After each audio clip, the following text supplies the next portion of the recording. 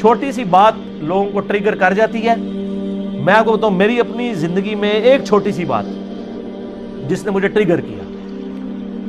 میرے ایک آفس کے کولیگ تھے, نئی انہوں نے داڑھی رکھی, ان کے والد صاحب تعویذ دھاگے کا کام کرتے تھے, تو وہ نئے اس طرف آئے, نماز پہلے ہی پڑھتے تھے. مجھے انہوں نے 5,000 روپے دیا. یہ میں بات کروں 2007 کی, 2007 کی. اس زمانے میں 5,000 روپیہ, آج 11 نومبر 2018 ہے.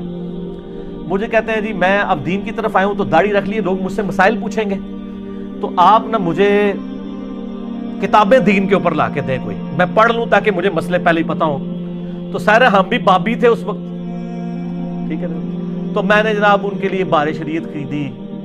اچھا جی, اس طریقے سے ملفوظات اعلیٰ حضرت, احکام شریعت, قرآن بھی اس نے ان کو خرید کے دیا, کیونکہ یہ تو ظاہر ڈائریکٹ پڑھنے سے انسان گمراہ ہو جاتا ہے نا, سمجھا کرو نا.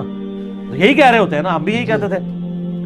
اچھا تو اس کو کتابیں, میں ابھی بھی, وہ بھی میرے ساتھ ہی ریورٹ ہوا ہے نا, ابھی ہم ایک دوسرے کا بڑا مذاق اڑاتے ہیں, تو میں اس کو کہتا ہوں تم میرے لیے ہدایت کا سبب بنے ہو. ہوا یہ کہ اس ملفوظات اعلیٰ حضرت میں وہ عبارت آتی ہے نا کہ نبیوں کی بیویاں قبروں میں پیش کی جاتی ہیں, ان کے ساتھ شباشی کرتے ہیں, نعوذ باللہ.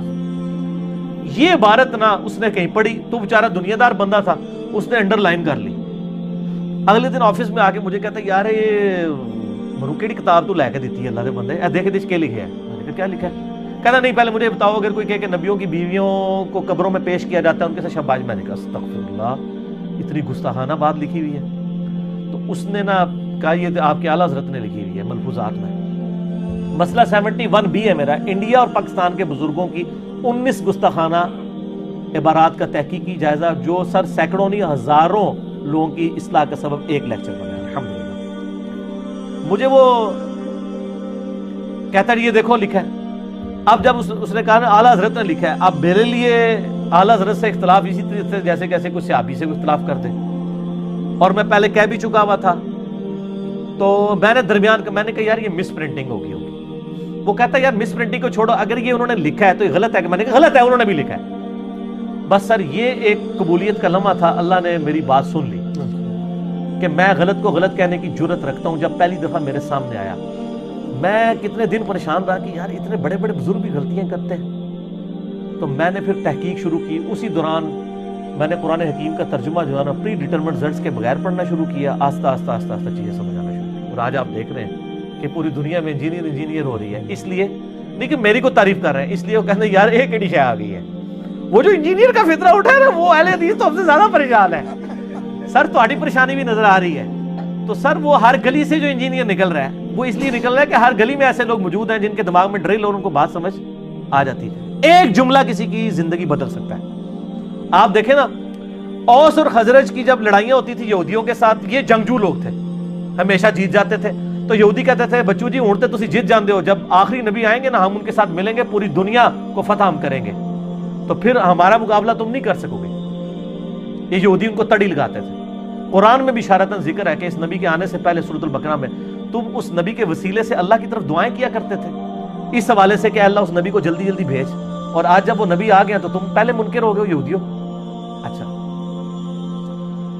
اب جب اوس اور خزرج حج کرنے کے لیے گئے نا مکہ اور مکہ شریف مدینہ شریف سے, وہاں ان کو پتہ چلا کہ ایک پیغمبر ہونے کا دعویٰ کر رہا ہے شخص محمد ابن عبداللہ, اور نبی علیہ السلام بھی مشرکین عرب کے خیموں میں جا کے ان کو اللہ کی بات کرتے تھے. حج کے موقع کے اوپر چونکہ پورے عرب سے لوگ آتے تھے, حضور کہتے تھے چلو یار انہوں نے میری بات نہیں سنی, یہی سن لیں. جس طرح ہم کہتے ہیں چلو یار جہلم کے لوگوں نے سنی, آپ یوٹیوب پہ ویڈیو بنا کے ڈال دیں, تو پوری دنیا نے سن لی. آپ جہلم والوں نے بھی دیکھا دیکھی سننی شروع کر دی. اینڈ پہ جس طرح فتح مکہ کے بعد اہل عرب نے بھی اسلام قبول کر لیا, تو نبی علیہ السلام کہتے ہیں چلو یار یہی میری بات سن لیں. اور ابو لہب خبیث پیچھے پیچھے چلتا تھا, وہ کہتا تھا یہ میرا بھتیجا ہے, یہ پاگل ہو گیا, اس کی بات نہ سنو. نبی علیہ السلام پھر بھی ڈٹائی کے ساتھ بات کرتے جا رہے ہیں, پورے ڈٹے ہوئے اپنے اس حق کے اوپر. تو وہاں پہ اوس اور خزرج نے جب سنا نا, انہوں نے کہا یار یہ تو لگتا ہے وہی نبی ہیں جن کے بارے میں یہودی ہمیں تڑی لگاتے تھے کہ ہم اس کے اوپر ایمان لائیں گے اور ہم پوری دنیا پہ قبضہ کر لیں گے. تو انہوں نے کہا پہلے اس سے کہ یہودی ان پر ایمان لائیں, ہم کیوں نہ مسلمان ہو جائیں. وہ ہدایت جو ڈائریکٹلی یہودیوں کی کتابوں میں تھی, وہ انڈائریکٹلی اوس اور خزرج کے لیے اسلام قبول کرنے کا سبب بن گئی, اور یہودی مر گئے. ہائے ہائے ہائے. قرآن کی تفسیر لکھنے والے ایاک نعبد و ایاک نستعین, बापों को पुकारते मर गए, उनका तर्जमा पढ़ के लोगों ने अल्लाह को पुकारना शुरू कर दिया। ये किस्मत की बात है सर। औस और खजरज ने इस्लाम कबूल किया और सर रोमन और पर्शियन एम्पायर फिर इन लोगों ने गिराई है। औस के सरदार थे सैयदना साद इब्न मुआज, साद इब्न मुआज, जिनके बारे में बुखारी में हदीस है अल्लाह का अर्श भी हिल गया उनकी वफात में।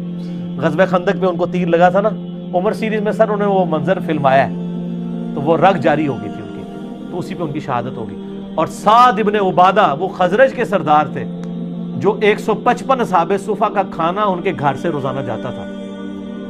ठीक है, हजरत अबू दरदा, हजरत अबू हुरैरा, इन लोगों की फाइनेंशियल सपोर्ट करने वाले हजरत साद इब्न उबादा थे रज़ी अल्लाह ताला। तो सर इन लोगों ने बात किसी और को समझाई गई, तब्दीली कहीं और आ गई। बुक कहां और थी, तब्दीली कहीं और आ गई। इसलिए आपको कहा जाता है आप सच्ची बात करें तो इंशाअल्लाह ताला बात फैलेगी। ठीक है जी, अल्लाह ताला से दुआ है जो हक बात मैंने कही अल्लाह ताला हमारे दिलों में रासिक फरमाए। आमीन सुम्मा आमीन। अगर जिस बात में मेरे मुंह से कोई गलत बात निकल गई अल्लाह ताला हमारे दिलों से माफ कर दे और हमें किताब और सुन्नत की तालीमात पर अमल करके दूसरे भाइयों तक पहुंचाने की तौफीक अता फरमाए। सुब्हानक अल्लाहुम्मा व बिहम्दिक अशहदु अल्ला इलाहा इल्ला अंता अस्तगफिरुका व अतूबु इलैक व मा अलैना इल्लल बलागुल मुबीन। जज़ाकुमुल्लाहु खैर। जज़ाकुमुल्लाहु खैर।